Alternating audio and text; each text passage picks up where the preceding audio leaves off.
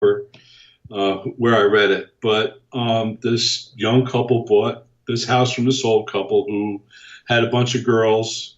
The guy built the house himself, so the girls were all married off and out on their own, and the old couple decided to sell the home and move. It was a big house. They were getting old, didn't want to have to take care of it. So a young couple just starting out with some kids buys this house and moves in. Well, every night they were they were being awoken by this loud banging and moaning down the hallway, and they couldn't figure out what in the world's causing this. So they hired these paranormal investigators to come in, and they contacted the owners of the home, and they said, "Oh my God, really? That's what's happening?" And they said, "Yeah." And they said, "Well, when the girls were young, they said they would go down to this room down the hallway to do their husband and wife thing, and so the kids wouldn't, interrupt by running in the middle of the night or whatever.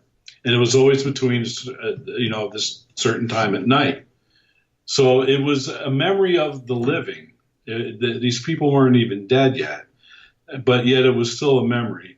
Right. And you can actually record over that by, like, say, throwing a party. But then again, who's going to want to hear a party at 11:30 at night, 12 o'clock at night, every night, and for as long as it goes? I mean, so you got to be careful when you're recreating or recording over a memory that's already there. And this is where the degauser came in, and which could possibly work. I mean, theoretically, it could erase that loop. It can erase that memory using strong enough magnets. Can erase that memory. That's That would have amazing to be stuff. some bodacious magnets. No, not necessarily. You don't I think? forget the type he said he used. I forget the exact term or the name of it. Yeah. But there's these little magnets that you get. They're very powerful. Like if you stick them on the fridge, you can barely get them off, he says. And I know what he's talking about. They're like these little flat magnets you can get. Yes. They're like really powerful, but And they're they small. don't let go. Right. These Because days you can place throughout the area. I mean, you got to make sure animals can't get to them or children can't get to them. But you can place them out through the area where this recording is, and it'll eventually make that recording go away. And that's the way it works, apparently. The science behind a placed memory.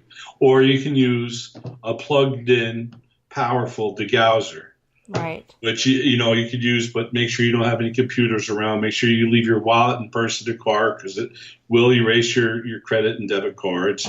So, but theoretically and apparently, this is something that you can do to erase that memory. Pretty wild stuff. That's a cool thing because Mm-hmm.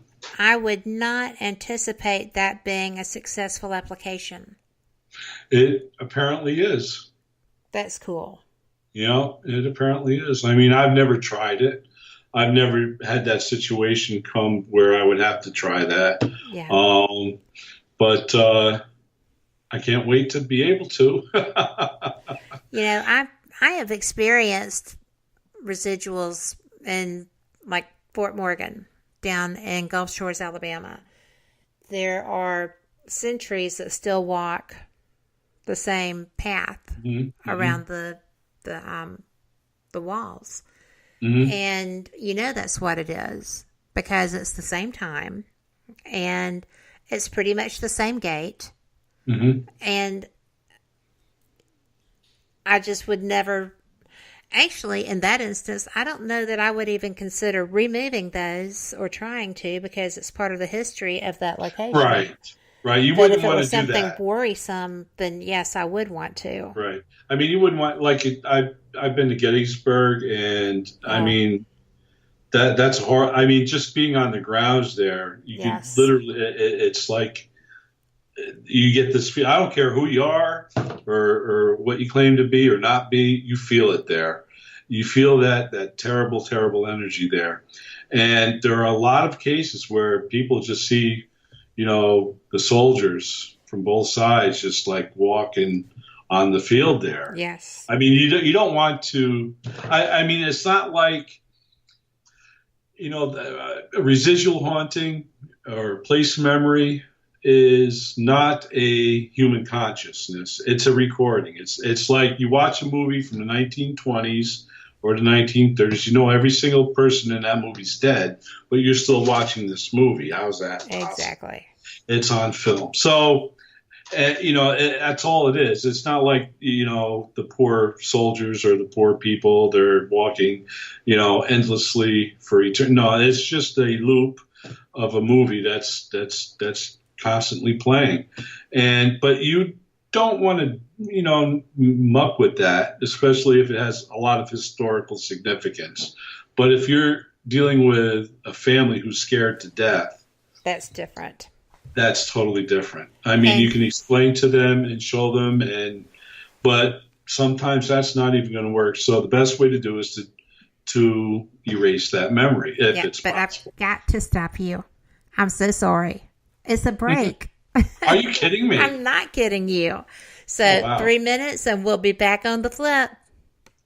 Okay.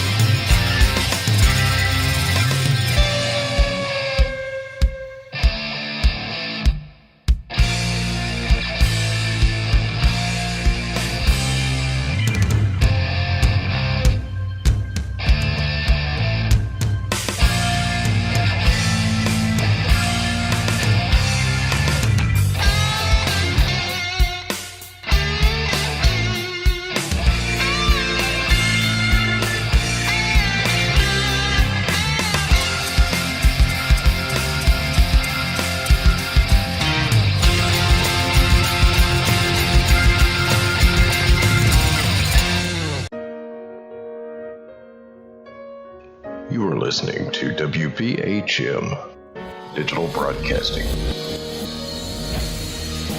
The best in paranormal talk radio.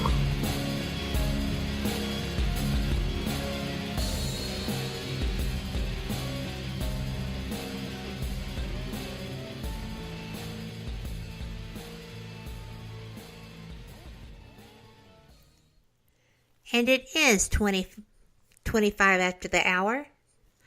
I am so appreciative of y'all being with us. This is Paranormal Experienced Radio. I'm Kat Hobson, your host, with my guest, Bobby Osterhaudt. And we are discussing, basically, stone tape theory and how to erase it. Yeah, with the residual hauntings, repetitive hauntings. And when we were having that conversation, Bobby, during the break, I am so blown away, but I mentioned that I felt like you would need to be pretty certain of what you were doing. And I think I would prefer, if I were to go about mucking about with a timeline of history there, to have somebody who had done it first. Teach me that. Yeah. I mean, I do have someone that's teaching me that, Yes. and that's Professor Auerbach, and he's done it. And you really have to know that it is truly residual type or place memory, and the way you do that is you get the people involved that live there. If they can, monitor, keep a log, when it happens, the time it happens, what what they're doing. If it's the same actions over and over and over again, then you know pretty much that you have a place memory type or a haunting. So, you can also try yourself to try to interact. I mean, if you're getting no action back, chances are it's a place memory. And, if it was a conscious, intelligent entity or apparition, you would get an interaction when you disturbed it, if you interrupted it, if you asked a question, if you made it consider something, make it half step, anything, then you would know you're not dealing with a place of memory. But you will know, after you investigate it long enough. You wouldn't make that decision right off the bat by seeing it one time. Yeah, I mean, I can't wait to be able to try that in a situation to help a family out that's living in fear. Yeah, you got to study the situation. It's not an overnight thing. I mean, it's, when you do these investigations into what type of haunting or phenomenon you're dealing with, it takes time. It takes time. And to actually come up with a conclusion or an opinion, because your opinion is going to change throughout an investigation. You might start off thinking it's this, it might turn out to be that, or wait a minute, it might really be that thought that you thought, at the first, but then it could be this over here. So your opinion can change throughout an investigation, but you got to be, eventually firm on what it is exactly you're confronted with, and you have to come up with a solution. So, I think it would be pretty cool to be part of that type of haunting, to be able to try demagnetizing the area or erasing the memory. Yes. I think that would be a pretty cool thing to try. My desire someday, which I thought I had one a couple years ago, but turned out not to be. But my actual desire would be to someday be part of an actual poltergeist case, to actually see these things in action.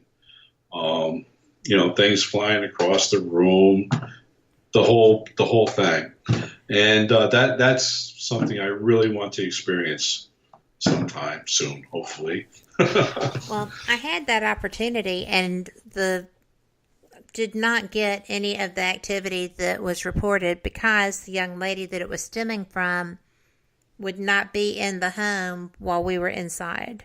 Okay. So, because I think that makes total sense. Yes, I think she was very aware that she was the